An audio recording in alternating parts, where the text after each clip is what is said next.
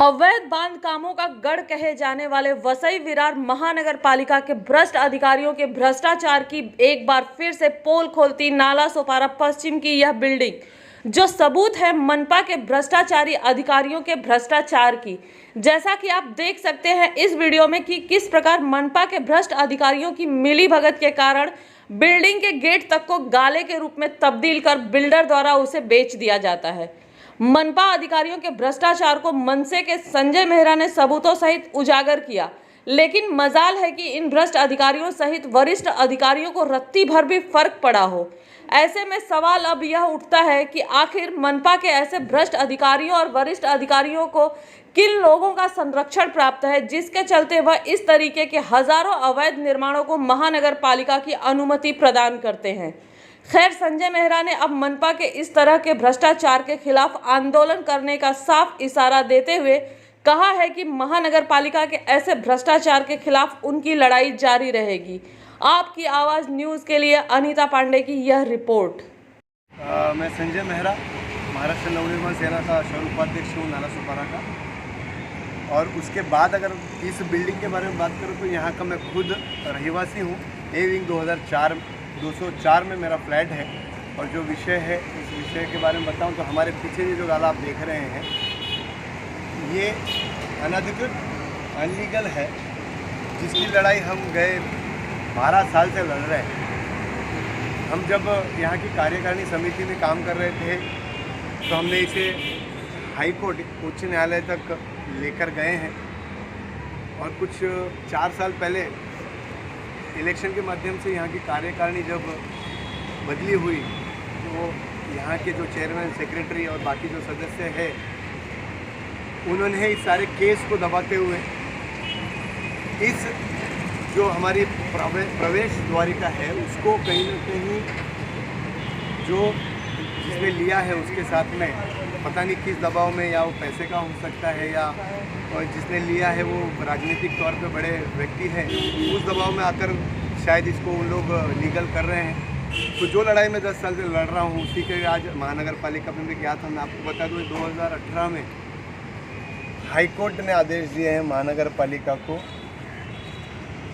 आप देख सकते हैं म्यूनसिपल कमिश्नर को उस तरह के आदेश हमने भेजे थे। ये ओक साहब की खंडपीठ ने जिसे दिया था, ये ऑर्डर है, एक ओक साहब ने दिया था। तो महानगर पालिका ने जाके देखना है उस बारे में और उसे डिमोलिश करना है। सीधा लिखा है यहाँ पर एंड में, अगर आप पढ़ेंगे तो डिमोलिशन के ऑर्डर दिए थे। उसके बाद में बार बार आज इसको 3 साल हो गए, मैं इनको बार बोंगल कारोबार जो कागज़ मेरे को ये लेटर दे रहे थे प्रभाग समिति, आप देखेंगे तो इन्होंने इतनी सारी गलतियाँ की हुई है कि पूछिए मत। एक आदेश में ये कहते हैं, मैंने बाद में भ्रष्टाचार होने की एक मुद्दा उठाया मैंने। ये हमारा प्लान है ग्राउंड फ्लोर का, अगर आप देखें तो यहाँ पर एक एंट्रेंस है जो बी विंग के लिए जाती है, और ये एंट्रेंस जो सी विंग है जिसको ये गाला बनाया गया है। सीसी कहती है कि 7 गाले बी विंग में, 7 गाले सी विंग में होने चाहिए। तो यहाँ की एंट्रेंस है और यहाँ की खा गई। तो ये हमारे जो मैंने जो कंप्लेंट किया उस हिसाब से 15 गाले यहाँ पर वास्तविक है, जिसका मैं आक्षेप कर रहा हूँ। और ये मेरे को बार बार गलत इन्फॉर्मेशन देते हैं। यहाँ पर लिखा हुआ है इन्होंने सी विंग में 7 दुकानें होनी चाहिए और 8 है। ऐसे आदेश नगर रचना ने यहाँ की प्रभाग समिति ई को दिया था, मगर 2021 में 10वें महीने में उस पर भी किसी तरह की कार्रवाई अब तक नहीं हुई है। तो अब हमने क्या करना है ये मैंने पूछने की कोशिश की है नगर रचना में जाकर। जब मैंने पत्र व्यवहार किए, जब इनके लेटर चेंज हुए हैं, यहाँ पर अगर आप देखें तो यहाँ पर फिर इन्होंने कहा है कि बी विंग में 6 गाले हैं और सी विंग में 7, ऐसा करके 13 ही गाले हैं। अगर यहाँ पर आप अभी देखें वास्तविक तौर पे तो यहाँ पर अभी भी 15 गाले हैं। तो ये जो आखिरी के जो मेरे को प्लान में बताए गए, वो 2 गालों को एक बताया जा रहा है टेक्निकली, और वो 2 जो 13 और 14 नंबर के गाले हैं उसको बताया जा रहा है कि वो एक है। तो वो जो 14 नंबर के ओनर है वो भी मेरे साथ है, आप उनसे बात कर सकते हैं कि ये गाला उन्होंने कब खरीदा था और उनका नंबर क्या है। वो आप उनसे जाएंगे, थोड़ी जानकारी ज़्यादा होगी। इसमें लिखा है देखिए बार। और यहाँ पे बीपी प्लान अगर आप देखें तो उसमें चेंजेस देखिए। बीपी प्लान 3142 है और एक जो इन्होंने हमको डॉक्यूमेंट दिए हैं उसमें BP प्लान 3145 है। तो ये जो महानगर पालिका कर रही है तो वो भी जानकारी में है या नहीं पता नहीं। तो आप इससे अंदाज़ा थोड़ा ले सकते हैं कि कितना गलत काम हो रहा है। 2 BP प्लान दिए जा रहे हैं उन्हीं के माध्यम से नगर रचना की। अगर इसको आवाज़ नहीं उठाऊंगा तो फिर मुझे लगता है कि अगर मैं मेरी बिल्डिंग का विषय नहीं कर सकता तो मुझे राजनीति छोड़ देनी चाहिए। और इसमें राजनीति नहीं है, एक पार्टी का प्रतिनिधित्व करता हूँ।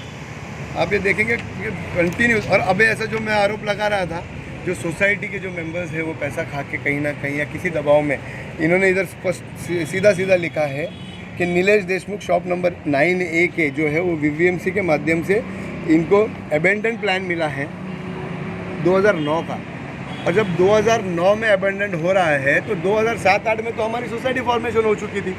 और जब सोसाइटी हैंडओवर बिल्डर से हो चुकी है तो बिल्डर अबेंडन कैसे कर सकता है प्लान को? मेरा सबसे बड़ा पहला सवाल यह है। और ये बार मैं जब मांग रहा हूँ किसी ना किसी माध्यम से, राइट टू इन्फॉर्मेशन एक्ट से मेरे पास पूरी माहिती। अगर आप यहाँ पर देखें, यहाँ पर इन्होंने मुझे महेश पाटिल जो भी यहाँ के सभापति उन्होंने दिया, वहाँ पर भी 3145 लिख रहे हैं जबकि वही है। उसके बाद आप देखेंगे यहाँ पर लिखा गया है कि शॉप 12 ही है, जहाँ मैं 15 बोल रहा था और इनके कागज पत्र 13 बोल रहे थे और इनकी CC बोल रही है 12 है। 94 फ्लैट है। तो ये क्या कर रहे हैं मेरे को समझ में नहीं आ रहा है। मैं इनके कामकाज पे प्रश्न उठा रहा हूँ। इसमें किसी तरह की राजनीति नहीं, इन्होंने ही दिया हुआ है। महेश पाटिल, इनको निलंबित करने का मैंने एक पत्र भी दिया था क्योंकि कार्य कुछ नहीं हो रहा था उनसे। फिर आप देखेंगे आगे जाके 3142 ही लिख रहे हैं बार 7 और 13 गाले। आपने खुद देखा यहाँ पे 15 गाले हैं। तो उन 2 गालों पर कार्रवाई की जाए। उसके बाद सबसे बड़ी चीज़ मैं आपको बताऊं कि ये जो है, ये रजिस्ट्रार के पास ये सोसाइटी जब रजिस्टर होती है तो ये कागज पत्र देने पड़ते हैं। वहाँ पर लिखा है पूनम 14 गाले शॉप। अगर आप वहाँ से देखें, शॉप 614। ये सिर्फ और सिर्फ आप देखेंगे 2005 में रजिस्टर हुआ है। अभी इसको कैसे नकारा जा सकता है?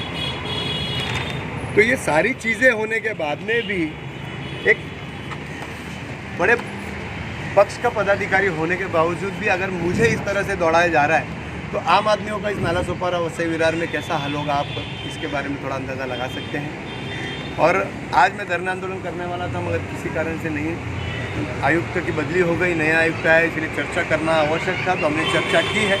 2 दिन तक हमको समय मांगा गया है। और मैं आपको आपके माध्यम से लोगों को बताना चाहता हूँ कि अगर 2 दिन के भीतर नगर रचना या इनकी चर्चा से अगर हमारे पर हमको संतुष्ट नहीं किया गया इस विषय में, तो आने वाले 7 या 10 दिन में मैं आमरण उपोषण पर इस विषय को लेकर बैठूंगा।